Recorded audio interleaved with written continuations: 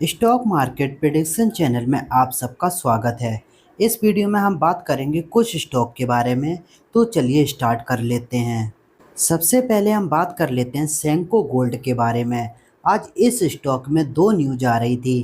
पहली न्यूज है कि इस कंपनी ने स्टॉक स्प्लिट का अनाउंसमेंट किया है और दूसरी न्यूज है कि इस कंपनी के मैनेजमेंट 500 करोड़ रुपए रेज करेंगे। अगर फंड रेजिंग के प्लान को देखें तो ये कंपनी क्यूआईपी के थ्रू 500 करोड़ रुपए रेज करेगी। और अगर स्टॉक स्प्लिट की बात करें तो अभी इस स्टॉक की फेस वैल्यू 10 रुपीज़ है, जो कि स्प्लिट होके 5 रुपीज़ हो जाएगी। मतलब कि अगर आपके पास सेंको गोल्ड का एक शेयर है तो उसके बदले आपको सेंको गोल्ड के 2 शेयर मिलेंगे। बट दोस्तों, इसका प्राइस भी हाफ हो जाएगा। और इस न्यूज के बाद आज इस स्टॉक में गैप अप ओपनिंग देखने को मिली थी और इनिशियली 15 मिनट में इस स्टॉक में काफ़ी अच्छी तेज़ी देखने को मिल रही थी। बट 15 मिनट के बाद में क्योंकि मार्केट में काफ़ी ज़्यादा गिरावट देखने को मिल रही थी तो इस स्टॉक में भी प्रॉफिट बुकिंग देखने को मिली है और ये स्टॉक 1.37% की गिरावट के साथ में क्लोज हुआ है। ये सेंको गोल्ड का वीकली चार्ट है और इस स्टॉक की लिस्टिंग लास्ट अगस्त में लगभग 400 के करीब हुई थी और वहाँ से इस स्टॉक ने कंटिन्यू काफ़ी अच्छे रिटर्न दिए हैं और अभी इस स्टॉक ने 1550 के हाई लगाए थे और उसके बाद इस स्टॉक में अभी गिरावट देखने को मिल रही है। अभी हम आ जाते हैं बंडे के चार्ट पे और देखते हैं कि बंडे के चार्ट पे क्या नज़र आ रहा है। अगर हम देखें तो ये स्टॉक अपने 22 ईएमए से बार बार सपोर्ट लेता है और आज भी इस स्टॉक ने अपने 22 ईएमए से सपोर्ट लिया है। अगर ये स्टॉक अपने 22 ईएमए जो कि 1330 का है, अगर ये स्टॉक अपने इस लेवल का ब्रेकडाउन दे देता है तो फिर इसमें 1170 तक के लेवल देखने को मिलेंगे और 1150 से 1200 ये इसका काफ़ी अच्छा डिमांड जोन है। अगर ये स्टॉक आपको इस लेवल के आसपास मिलता है तो फिर आप इस स्टॉक को लॉन्ग टर्म के लिए कंसीडर कर सकते हो। और ऊपर के लेवल की अगर बात करें तो जब तक इस स्टॉक में 1550 के लेवल का ब्रेकआउट नहीं होता है तब तक इसमें ऊपर की ओर कोई बड़ा मूवमेंट देखने को नहीं मिलेगा। और अगर ये स्टॉक 1550 के लेवल का ब्रेकआउट करता है तो फिर इसमें 1750 तक के टारगेट देखने को मिलेंगे। बट इस टारगेट के लिए आपको ये स्टॉक होल्ड करके रखना पड़ेगा, क्योंकि अगर आप इस स्टॉक को टाइम दोगे तो फिर ये स्टॉक आपको काफ़ी अच्छे रिटर्न देगा। दोस्तों, अगर आपको किसी स्टॉक से रिलेटेड कोई क्वेरी है तो do let me know and comment section. हम उस स्टॉक पे डिटेल वीडियो ज़रूर बनाएंगे।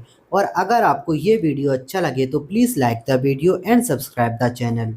और अब हम बात कर लेते हैं रेलवे स्टॉक से रिलेटेड। दोस्तों, अभी रेलवे स्टॉक में काफ़ी ज़्यादा गिरावट देखने को मिल रही है। इसका मेन रीज़न है इजराइल और ईरान के बीच के वॉर का।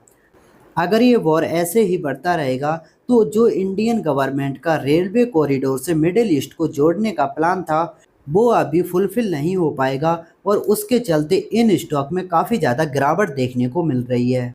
अगर आज की बात करें तो आज रेलवे के सारे स्टॉक में काफ़ी ज़्यादा गिरावट देखने को मिल रही थी। अगर हम टैक्स मैको रेल की बात करते तो इस स्टॉक में लगभग 8% की गिरावट देखने को मिल रही थी और रेल टेल में लगभग 8.5% की गिरावट देखने को मिल रही थी और आरबीएनएल में भी लगभग 8.5% की गिरावट देखने को मिल रही थी।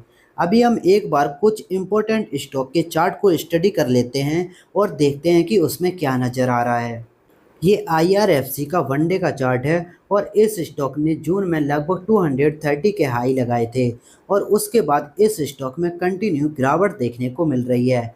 अगर हम देखें तो अभी इसका चार्ट काफ़ी ज़्यादा वीक नज़र आ रहा है और इसका आरएसआई भी ओवरसोल्ड की टेरिटरी में चला गया है। अगर हम देखें तो इस स्टॉक का 115 से 130 ये इस स्टॉक का काफ़ी अच्छा डिमांड जोन है और अभी लग रहा है कि ये स्टॉक अपने इस डिमांड जोन तक आ सकता है। अगर ये स्टॉक आपको 115 से 130 के आसपास मिलता है तो फिर ये स्टॉक लॉन्ग टर्म के लिए काफ़ी अच्छा है और आप इस स्टॉक को लॉन्ग टर्म के लिए बाई कर सकते हो।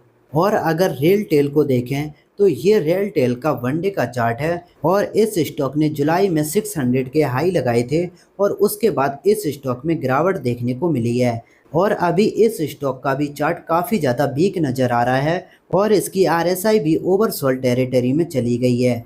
अगर हम देखें तो इस स्टॉक का 346 एक सपोर्ट है जिसकी ओर ये स्टॉक मूव कर रहा है। अगर ये स्टॉक 346 के लेवल का ब्रेकडाउन देता है तो फिर इस स्टॉक में 300 तक के लेवल देखने को मिलेंगे। दोस्तों अगर आपको ये स्टॉक 300 के आसपास मिलता है तो फिर आप इस स्टॉक को लॉन्ग टर्म के लिए बाई कर सकते हो। और अगर आरबीएनएल की बात करें तो ये आरबीएनएल का वनडे का चार्ट है और इस स्टॉक ने भी जुलाई में 640 के हाई लगाए थे और उसके बाद इस स्टॉक में कंटिन्यू गिरावट देखने को मिल रही है। दोस्तों अगर हम बात करें तो इन सारे स्टॉक में अभी कंटिन्यू गिरावट देखने को मिल रही है। इसका मेन रीज़न है कि इन सारे स्टॉक ने काफ़ी अच्छे रिटर्न दिए हैं और इसी वजह से अभी इन स्टॉक में बाइंग देखने को नहीं मिल रही है। इस स्टॉक का अगला सपोर्ट है 425 जिसकी ओर ये मूव कर रहा है। अगर ये स्टॉक 445 के लेवल का ब्रेकडाउन दे देता है तो फिर इसमें दोस्तों काफ़ी तेज गिरावट देखने को मिल सकती है और इस स्टॉक में 345 तक के टारगेट देखने को मिल सकते हैं। और दोस्तों अगर आप इस स्टॉक को लॉन्ग टर्म के लिए कंसीडर करना चाहते हो तो फिर अगर ये स्टॉक 340 से 360 के जोन में मिलता है तो फिर ये स्टॉक आप लॉन्ग टर्म के लिए बाई कर सकते हो और लॉन्ग टर्म के लिए आप इस स्टॉक को होल्ड कर सकते हो। और अगर आईआरसीटीसी की बात करें तो ये आईआरसीटीसी का वीकली चार्ट है और दोस्तों इस स्टॉक ने 2021 में लगभग 1250 के हाई लगाए थे और उसके बाद इस स्टॉक में कंटिन्यू गिरावट देखने को मिल रही थी और अभी इस स्टॉक में तेज़ी आना स्टार्ट हुई थी कि उसके बाद फिर से इस स्टॉक ने 1100 के लेवल से रेजिस्टेंस लिया और उसके बाद इस स्टॉक में गिरावट देखने को मिल रही है। दोस्तों रेलवे सेक्टर में इन्वेस्टर के लिए सबसे ज़्यादा पेनफुल यही स्टॉक रहा है क्योंकि इस स्टॉक ने लास्ट 2 ईयर से कोई भी परफॉर्मेंस नहीं दिया है। अगर हम अभी देखें तो अभी भी इस स्टॉक में काफ़ी ज़्यादा गिरावट देखने को मिल सकती है। अभी इस स्टॉक का अगला सपोर्ट है 843 जिसके पास ये ट्रेड कर रहा है। अगर ये स्टॉक 843 का ब्रेकडाउन दे देता है तो फिर इसमें काफ़ी शार्प गिरावट देखने को मिल सकती है और इस स्टॉक में 755 तक के लेवल देखने को मिल सकते हैं। अगला स्टॉक है आरकेईसी प्रोजेक्ट। आज इस स्टॉक को 187 करोड़ का ऑर्डर मिला है। अगर इस कंपनी की बात करें तो ये कंपनी काफ़ी छोटी कंपनी है और इतने छोटे से ऑर्डर के बाद ही इस स्टॉक में 5% का अपर सर्किट हिट हुआ है। दोस्तों ये कंपनी इंफ्रास्ट्रक्चर में काम करती है और इस कंपनी का मार्केट कैपिटलाइजेशन केवल 300 करोड़ है। तो ये कंपनी इन्वेस्टमेंट के लायक नहीं है क्योंकि आप देख सकते हो कि इस स्टॉक में अपर सर्किट और लोअर सर्किट का खेल चलता रहता है। तो आपको पता नहीं चलेगा कि कब इस स्टॉक में लोअर सर्किट लगने लग जाएंगे और कब इस स्टॉक में अपर सर्किट लगने लग जाएंगे। अगर इसके चार्ट को देखते हैं तो अभी इस स्टॉक में 133 का एक रेजिस्टेंस है। अगर ये स्टॉक 133 के लेवल का ब्रेकआउट करता है तो फिर इसमें 148 तक के लेवल देखने को मिल सकते हैं। बट दोस्तों जितनी भी ये छोटी कंपनी होती हैं उनमें टेक्निकल ज़्यादा काम नहीं करते हैं क्योंकि इनमें लिक्विडिटी काफ़ी कम होती है तो इन स्टॉक को बड़े प्लेयर मैनिपुलेट करते रहते हैं।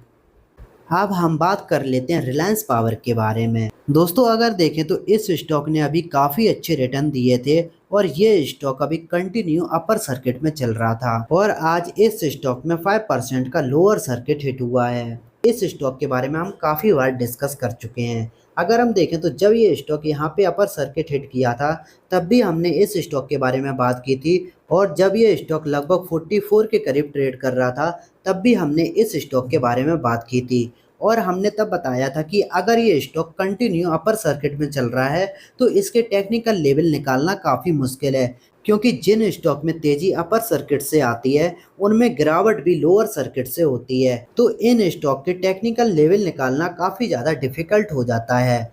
अगर अभी इसके सपोर्ट की बात करें तो इस स्टॉक में अभी 41 जो कि इसका 22 EMA है वो इसका सपोर्ट देखने को मिल रहा है। अगर ये स्टॉक 41 से सपोर्ट लेता है तब तो ठीक है, नहीं तो इस स्टॉक में लगभग 37 तक की गिरावट हो सकती है। और लास्ट में हम बात कर लेते हैं अपोलो टायर्स के बारे में। इस कंपनी में LIC ने अपने स्टेक को इंक्रीज़ किया है। पहले LIC इस स्टॉक में 4.983% होल्ड करती थी और अभी LIC ने 0.047% का स्टेक बाई कर लिया है और अभी LIC की इस स्टॉक में होल्डिंग 5.030% है। और ये ट्रांजैक्शन LIC ने 3 अक्टूबर को ओपन मार्केट के थ्रू किया है। और अगर अपोलो टायर्स के चार्ट को देखते हैं तो ये अपोलो टायर्स का वनडे का चार्ट है और अभी इसका चार्ट काफ़ी वीक नज़र आ रहा है। और इसकी RSI देखें तो RSI भी इसकी काफ़ी वीक नज़र आ रही है। इस स्टॉक का अगला सपोर्ट है 476, जिसकी ओर ये मूव कर रहा है। अगर ये स्टॉक 476 के लेवल का ब्रेकडाउन दे देता है तो फिर इसमें 442 तक के लेवल देखने को मिलेंगे। और दोस्तों जब तक ये स्टॉक 555 के लेवल का ब्रेकआउट नहीं देता है तब तक इस स्टॉक में ऊपर की ओर कोई बड़ा लेवल देखने को नहीं मिलेगा। दोस्तों अगर वीडियो अच्छा लगा हो तो please like the video and subscribe the channel. इस वीडियो में इतना ही, मिलते हैं अपने नेक्स्ट वीडियो में।